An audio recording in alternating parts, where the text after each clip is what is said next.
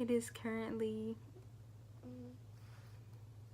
7:16 in the morning. And I woke up and I had it really heavy on my heart to go ahead and make this video. So if you're watching so far, thank you.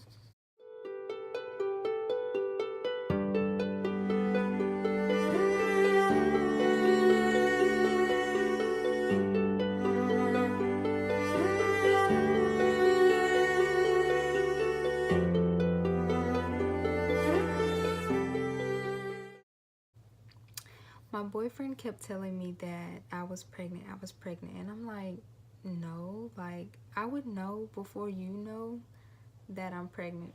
But I went ahead and went to the store and bought some pregnancy tests, and they literally sat under the sink for like maybe even a week, because like I was just that convinced that like there was no way I was pregnant. Like I didn't feel pregnant, and I've been pregnant before because I have a daughter, but I just didn't think I was pregnant. So one morning I woke up and I went ahead and took the test, and I laid the pregnancy test like just right there on the edge of the counter, and I'm like sitting there patiently waiting, and like I was like, you know, that nervousness you get like waiting for those 2 minutes to pass and like peek at it, like, but I was so scared to look at it. So like I sat there, and then finally I peeked over at it and I seen those 2 lines, and I was like, oh my gosh, like I'm really pregnant. So the first thing I do, I call my boyfriend. He's at work, so he like runs to the bathroom because I tell him I had to tell him something is important. So he runs to the bathroom, and I'm like, I'm pregnant. And he's like, no, you're not, dude. Like, you're playing. And I'm like, no, seriously, like I really am pregnant. Like, and so he FaceTimes me, and I show him the pregnancy test, and he's like, oh my gosh, and just like, I don't know, it was just, I think we were both shocked like that this was really happening. So fast forward, I say, after I found out I was pregnant, me and him and our relationship took a turn. I don't know if it was because of me being emotional maybe, or things changing, or maybe him being scared of getting cold feet. I don't know what it was, but our relationship definitely took a turn, and it got to the point where we were arguing like every day, and it was like super duper unhealthy, to the point where like one day it got so bad like we literally had to get away from each other. And so we broke up, and he moved out, and yeah, ever since then everything kind of took a turn for the worse, I feel like.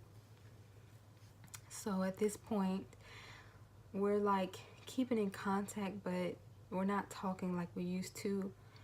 And this was like one of the loneliest times of my life, because I'm sitting here and I'm carrying this baby that we both made, and like you're not here, we're not together, and like we're having all these issues, and I feel so alone. So fast forward maybe a month later, I get a call from my doctor, and she's like, yeah, we're gonna send you over to a specialist to have a look at the baby's heart. But she didn't seem extremely concerned. Like, she even mentioned that she thought maybe the picture was just blurry or a bad picture, but just to be safe, they wanted to go ahead and send me over to have a second look at it. So I was very like hopeful. Like my hopes were really high that like there was nothing wrong, it was just a bad picture. So I go into the doctor the next day, I think, because that's how fast they scheduled it. Like they wanted to be ASAP. It was either the next day or the next 2 days. I went in, and I go in, and they give me an ultrasound, and I literally laid there on that table for like an hour, if not longer. And they looked at my baby's heart. Excuse me. They looked at my baby's heart, and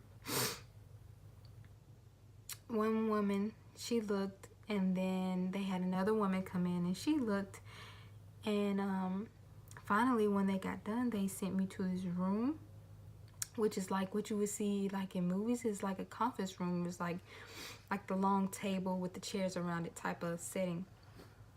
At this point I was like, okay, I think my hope had kind of started to drop, and I started to like feel like, okay, maybe something is wrong.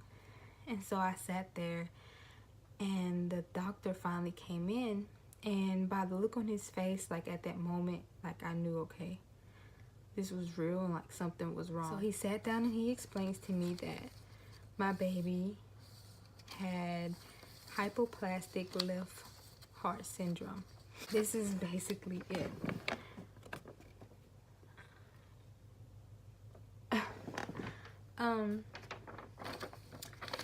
Actually, she has hypoplastic left heart syndrome and also atrioventricular canal defect.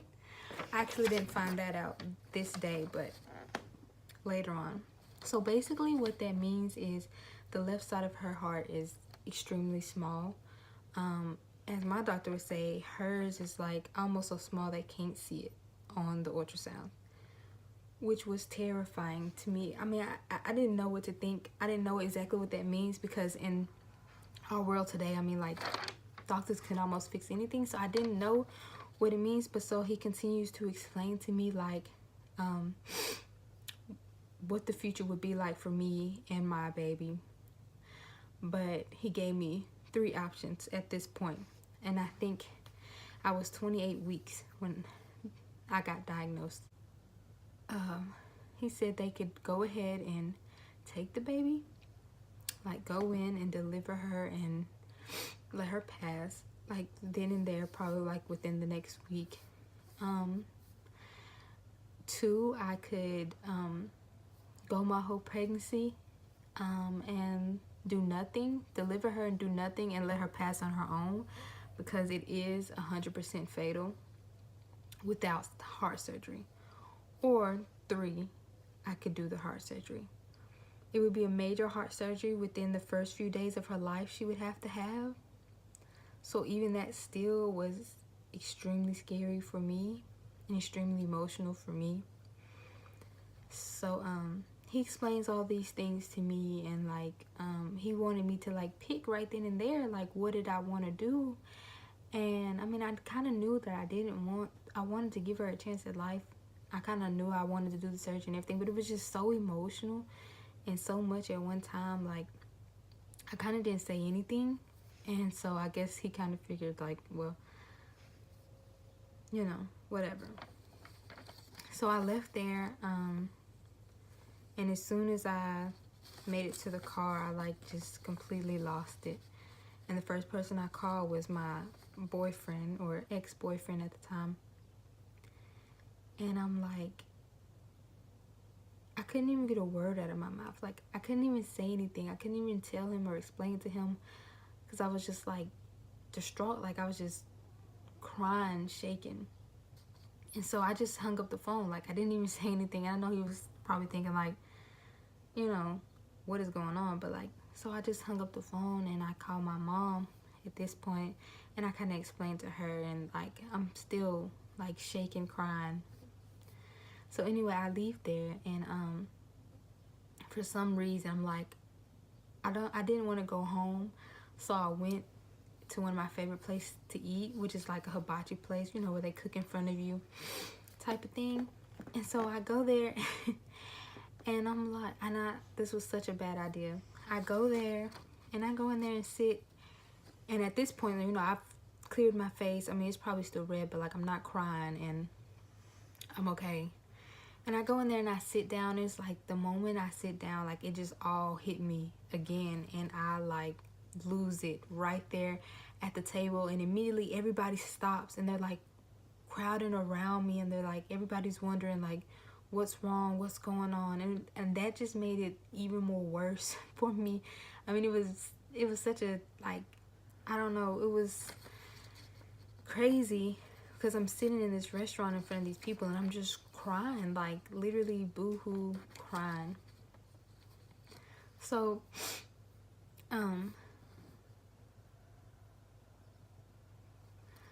the days following this day, or that day, had to been some of the hardest and loneliest days ever. At this point, me and my ex-boyfriend are still not together. We're not living together. I didn't even see him.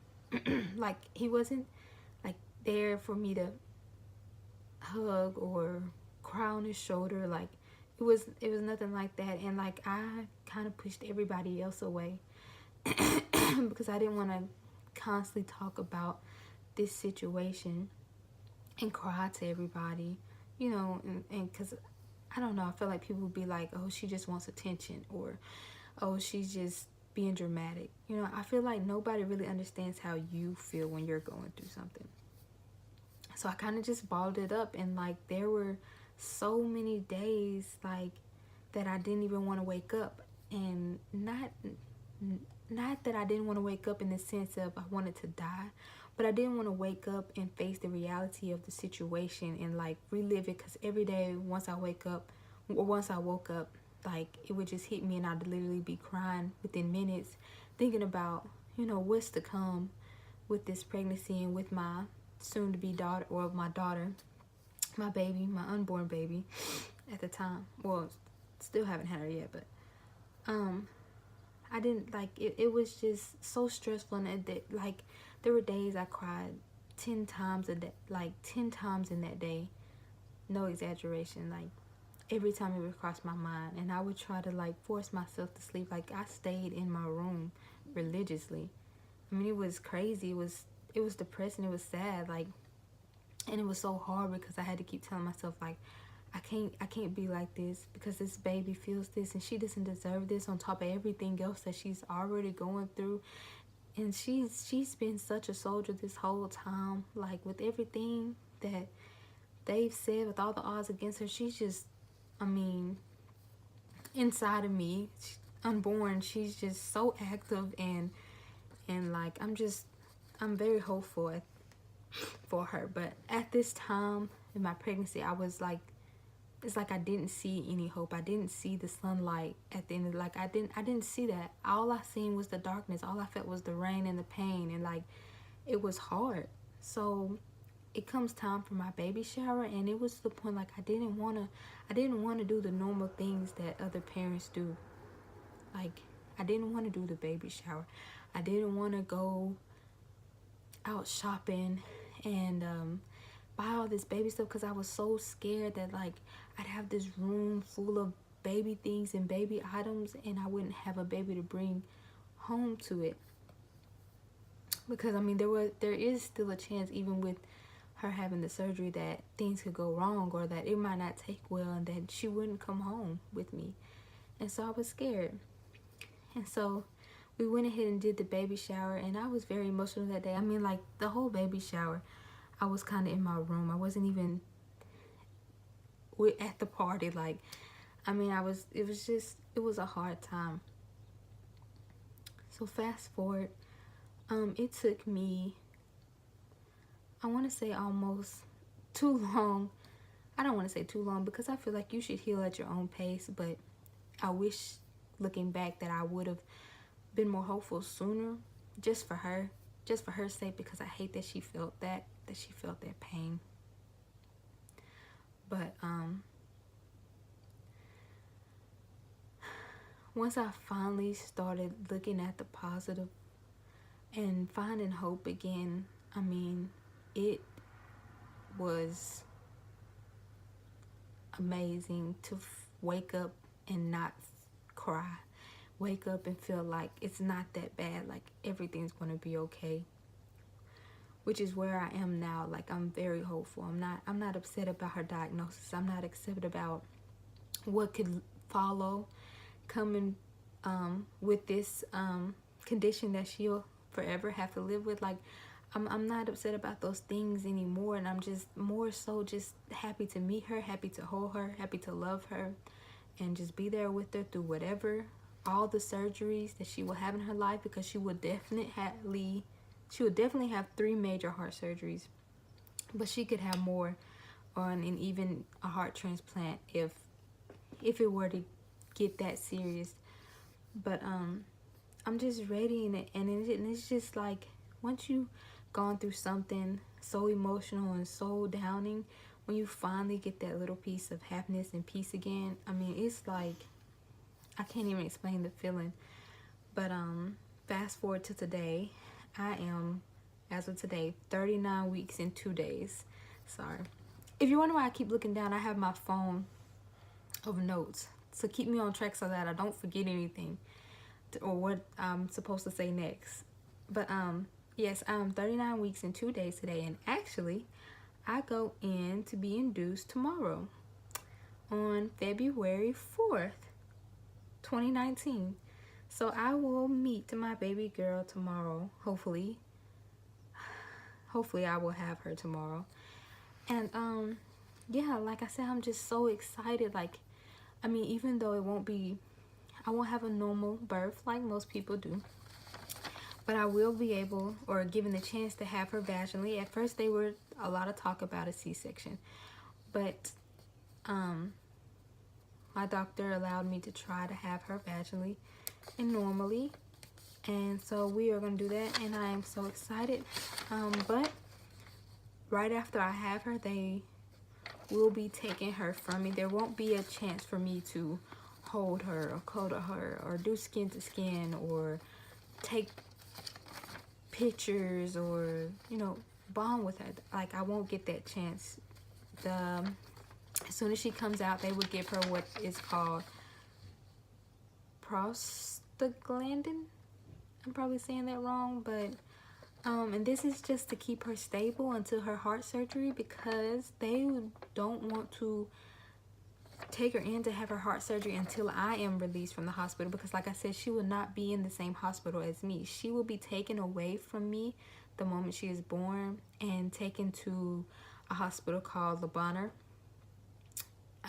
where they will do her surgery. But until they do the surgery, the prostaglandin is going to keep our heart, a little hole that you have in your heart everybody is born with, from closing. Because if her hole closed, that's when, like, she wouldn't be able to leave. She wouldn't be able, to live.